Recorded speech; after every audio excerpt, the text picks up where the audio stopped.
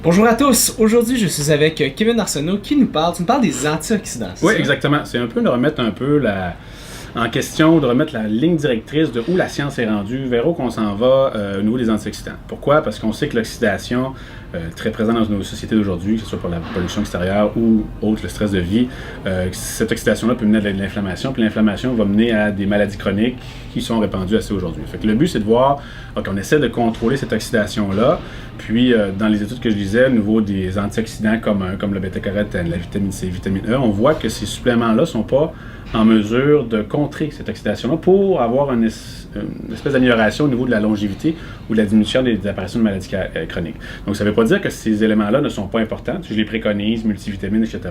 Mais s'ils ont autant d'importance qu'on l'aurait pensé. Donc, dans les études longitudinales que j'ai lues au niveau des suppléments d'antioxydants comme vitamine A, la vitamine C, vitamine E, on voit que dans plus de 7 études, il n'y a pas d'amélioration de la longévité ou de la diminution de l'incidence de la maladie chronique. Donc, ce qui fait que, est-ce qu'on est à côté de la traque? Est-ce que c'est vraiment la bonne piste de solution?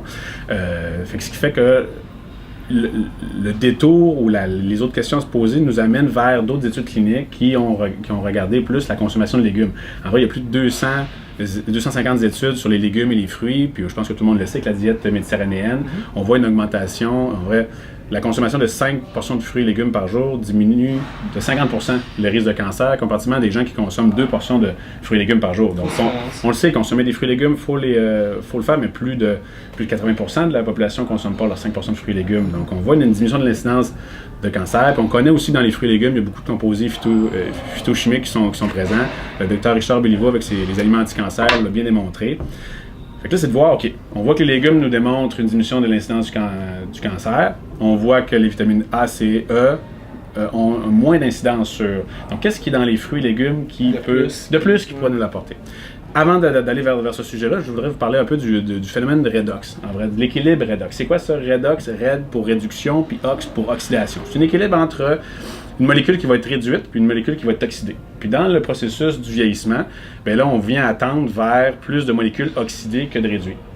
Okay? Donc, le glutathion, qui est un des antioxydants, peut se faire réduire ou s'oxyder. Je ne veux pas rentrer tout dans les détails. Puis ça a un impact sur la longévité et le vieillissement chez plusieurs espèces. Et ce qu'on vient de découvrir dans les dernières années, c'est qu'une protéine de signalement qui s'appelle le NRF2, qui, elle, va, à l'intérieur de la cellule, activer les antioxydants endogènes, donc à l'intérieur de nous, comme le glutathion peroxydase, la glutathion transférase, la catalase, le superoxyde dismutase. Donc, il y a plein d'antioxydants comme ça qui sont là. Et là, ce NRF2-là vient les activer. Donc, puis en plus, cette molécule-là vient activer plus de 500 gènes directement reliés avec la production d'antioxydants. Donc, ce qui fait que c'est une molécule qui est forte. Quand même. Assez puissante. Fait que là, on se dit, OK, donc si cette molécule-là vient libérer cette quantité d'antioxydants-là endogènes, est-ce qu'on serait capable de la stimuler pour en faire produire, pour limiter un peu le processus de vieillissement? Et quelle classe de molécules vient le plus stimuler le NRF2? C'est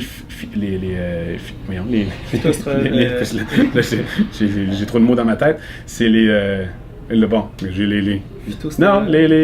Là, c'est drôle je cherche le mot. Tu peux pas m'aider, hein? Non.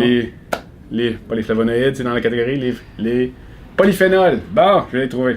Les polyphénols. Fait que les polyphénols, déjà entendu parler. Oui. Fait que ça, c'est la grosse classe de molécules, qui est de 8000 molécules en vrai différentes, qui est assez variée, qui, elle, va pouvoir activer le NRF2. Puis les polyphénols, pour vous faire un tableau, il y a comme 4 grandes classes de polyphénols. On a les flavonoïdes, qui sont, par exemple, déjà entendu parler. Soya ou non? Dans les flavonoïdes, il y en a plus de 5000. Fait que je ne les connais pas tous par cœur, mais tu sais, le soya, il faudrait que je vérifie. Mais je sais que l'exemple de la quercétine dans les oignons, c'en est un antioxydant. Le GCG, l'épigalocatéchine galate, qui est pour le thé vert, c'est là-dedans.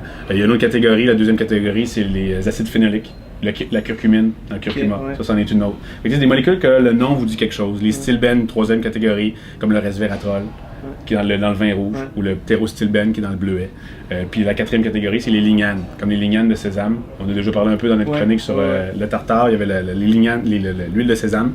Fait que les lignanes de sésame aident au niveau de l'hypertension. Fait qu'il y a ces 4 catégories-là, puis les éléments à 8000 là, se promènent là-dedans, la plus grande catégorie étant les flavonoïdes. Et ces éléments-là vont avoir un impact sur l'activation du NRF2, qui va avoir un impact sur la sécrétion d'antioxydants à l'intérieur de nous, qui est beaucoup plus efficace qu'une vitamine C, qu'une vitamine A ou qu'une vitamine E, par exemple. Ça ne veut pas dire, comme je dis, que ces éléments-là n'ont rien à voir. Les vitamines A, C, E ont leur importance, ont leur rôle. T'sais, dans ces vitamines-là, s'il y a une déficience, il y a un symptôme, il y a un syndrome. Vitamine C, on en manque, on a un syndrome de scorbut, on va avoir des déficiences au niveau des gencives, des saignements qui peuvent être présents, etc. Mais si on manque de resveratrol ou de quercétine, il n'y a pas de syndrome de déficience. Mais si on n'en a pas assez, on a une augmentation de l'incidence de maladies ou une diminution de la longévité. Fait que ce qui fait que ces molécules-là sont hyper importantes. Et c'est ce qui vient corréler avec les études qui démontrent que les fruits et légumes ont une hyper importance sur l'amélioration de la santé. Donc, ce qui fait qu'on veut activer le NRF2. Puis pour ça, il faut les polyphénols. Fait que ces polyphénols, c'est vraiment la grosse voie scientifique qui va aller vers pour les recherches, qui ont déjà bien entamé beaucoup de recherches sur le resveratrol, la curcumine, le GCG, etc. Mais ils vont avoir une plus grande importance sur l'aspect longévité là, chez plusieurs espèces, incluant l'humain. Là. Puis le plus grand, c'est le resveratrol. C'est lui qui a démontré le plus grand facteur. Fait on peut l'utiliser dans le supplément alimentaire.